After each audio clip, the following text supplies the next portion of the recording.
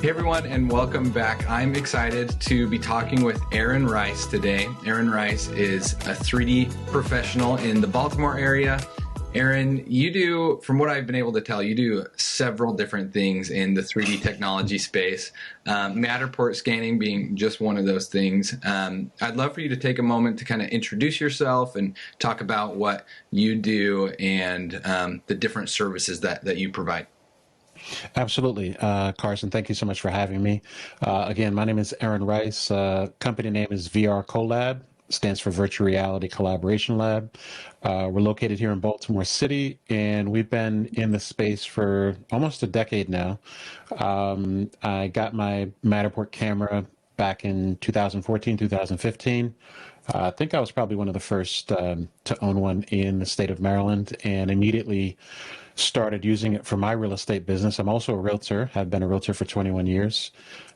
First heard about Matterport at an Inman conference, believe it or not, back in 2014. I was just like, wow, that's a game changer for the industry, and just had to get my hands on it. And so, bit the bullet, purchased the camera, and really got excited when they started implementing the virtual reality component, where you could put on, like, at that time, use Google Cardboard or an Oculus Go to be able to help people, visualize a property. And so for real estate, for sales, I was dealing in the high end, luxury home market. So we were working with a lot of international buyers that wanted that capability to be able to put on a headset and view a property from China or from India before they moved to Maryland. And so we were one of the first to provide that technology, really focusing on, I think, what's often a most overlooked feature of Matterport is the virtual reality perspective. And so we've got like a dozen or so headsets doing demos all the time. We're doing a lot of demos before COVID,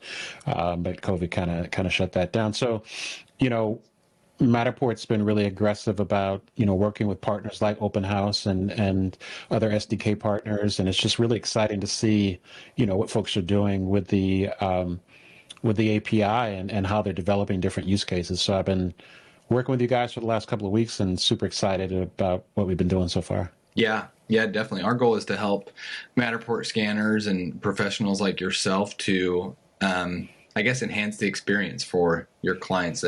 Matterport is an awesome platform, and it's going to be exciting to see how we as builders can kind of enhance that experience and expand, because I think there's so many different applications to just like the base Matterport 3D tour. And you're already seeing that, whether it's in real estate or construction management, insurance. I think shopping is obviously something we're leaning heavily into. You mentioned that you've used Matterport a lot for real estate. Are there other applications or industries that you've used Matterport for? And I guess how broad is your clientele when it comes to different industries? We were early on in the real estate side of things. Matterport came out designed, for the residential market, and then other use cases came about. And so we've actually expanded. We actually don't do a lot of real estate right now, just because it's even though only 5 to 6% of listings have Matterport, 60% of buyers wish agents would have it, but only 6 or 7% actually use it. It's actually saturated on that side of the market. So we've branched out to, working with arts and cultural institutions. We're working with a lot of retail establishments. We're working with co-working spaces. We're working with a lot of commercial spaces. We use the Pro 2 camera. We're going to be probably in the next 90 days or so purchasing the Leica BLK 360 to do more accurate commercial scans as well. So we're just really following, Matterport's lead. It's like wherever they think is another use case, whether it's retail, whether it's travel and hospitality, architecture, engineering, construction, working with more architects and engineers and facilities management and schools. We're looking to branch out in those spaces as well. But it started on the real estate side for sure. Yeah. That's awesome. From the different industries that you mentioned, are there any in particular that you and your team have like a fixed eye on that you are most excited about when it comes to these different industries? Yeah, it's definitely arts and culture, specifically African American arts and cultural institutions who've been hit severely because of COVID, more than any other type of institution. They were already kind of struggling before COVID just to gain traction and get people in the door. An average museum spends about $70 per visitor, even though they're charging about $8 per visitor. So, they're a nonprofit, of course. You're not supposed to make any profit, but I was just always mystified by that number.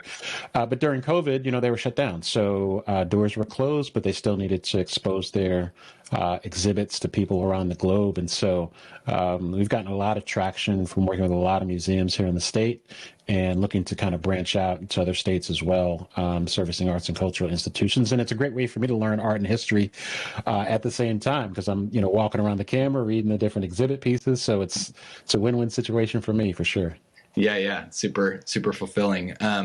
That's awesome. What about, when it comes to having a real estate client versus like a more, I guess it's all business to business, but having a real estate client versus a commercial client, what are the differences between the relationship that you have with those clients? Like, does that make sense? Yeah, no, it makes perfect sense. I've been kind of a trendsetter in the real estate industry. I'm an instructor as well, so I used to travel the country teaching, and really built up a good sphere of influence of agents who kind of look at what I'm doing on the real estate side as far as technology is concerned, and just being like, hey, I just want to keep abreast of what's happening. And on the real estate side, most of the agents that I talk to, I talk to them about actually having the seller pay for my services as opposed to the agent paying for it, which is a little bit different on the real estate side, because the real estate agent is always so eager to get the listing that they'll go ahead and raise their hand and say, I'll pay for it. But really, the sellers are expecting to pay for this type of technology. And so, but it's a seller, it's an individual or a family, not a corporation. You know what I mean? So they're very budget conscious. They're very, fiscal conscious. They can only spend, so much for a 2,000, 5,000 square foot house to be. And we do more than Matterport. We do drone, we do video, we do photography as well. All high end luxury lifestyle movies, those types of things. But when we're dealing with commercial clients, we're actually able to charge a lot more, maybe 1,000% more. Dealing with a commercial client, just because their focus is more so on the data, the spatial data, the deep spatial data that we can capture, less than the marketing perspective of it. So, on the residential side, it's more the marketing, schematic floor plan side, but on the commercial side, it's the deep spatial data. And we can serve so many different departments on commercial. We can service the marketing department, the facilities department, the design department if they're looking to redesign the space using point cloud and those types of things. So we get a lot more bandwidth out of the data dealing with commercial clients than we do residential. Yeah, I think that's a really interesting insight and we've experienced the same thing where when it comes to real estate, there's basically kind of one use for the Matterport tour. It's, to let someone preview the listing and kind of eliminate the need for a physical walkthrough.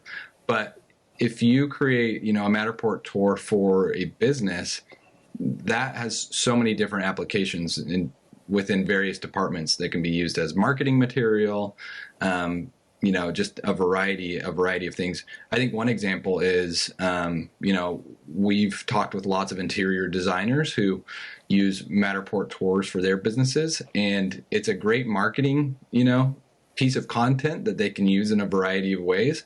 But then it also acts as like a digital history for their business. It's a digital portfolio. It's a digital way for them to step back into some of their previous work. And that's the sweet thing about working with arts and cultural institutions, museums. A house, I'm going to go in there once. I'm going to scan it. Now that has empirical data that can still be used, but most agents are still, the market's so hot right now that they can go in with a cell phone and take photos. But on a residential property, I'm going to be there once. In a museum, I'm going to be there every 90 to 120 days. As their exhibits turn over, they want to lock it in. They want to, have it in perpetuity, evergreen, because they're still being able to show these tours to educators and student groups whether it be elementary school, middle school, high school, the college level. And it's still, because it's evergreen, it still has that panache to it. So, yeah, I'll go into a museum multiple times a year, whereas a residential property, it's just once. Yeah. So interesting. I want to ask you some questions just about, I guess, kind of running the business that you do in general. What are some of the challenges that come with running a 3D scanning business? Yeah. Yeah. So, it's just, I would love to be out scanning every day. I mean, in my mind, I'm like, I need to be out scanning someone's property every day, whether it's residential, commercial. And it's still fairly new technology. It's not new for the industry, but it's new for consumers. It's gotten a lot of traction during COVID, but it's still kind of new, and it's not one of those things that you can easily explain. And so one of the things that I've been doing and having a lot of success with is just going back over the years to different clients and saying, hey, let me show you how I can, with Openhaus's SDK or app, let me show you I can add a layer of e-commerce to your retail location or to the museum gift shop or, those types of things. And so, you guys have been great to work with in that regard, because you're helping me create leverage with my clients who aren't in the real estate side, and so you've been very helpful in that regard. So we've been kind of repurposing it and trying new things with museums. We do a lot of video content for museums as well. So to be able to add that video component to the tour that you would do with some of your design clients has been really great for a museum use case. We're calling it self-guided tours. So, going back to those clients and saying, hey, we got some new technology you might want to check out has been helpful as well. But, we can always use more business for sure. Yeah, definitely. I think that's cool too, because like we said, you create this Matterport scan and really it's an asset, and the more utility we can build around it and the more we can help them use those spaces in different ways. It's kind of a win-win all around, that we can repurpose that evergreen content and really squeeze as much value as possible out of it. Absolutely.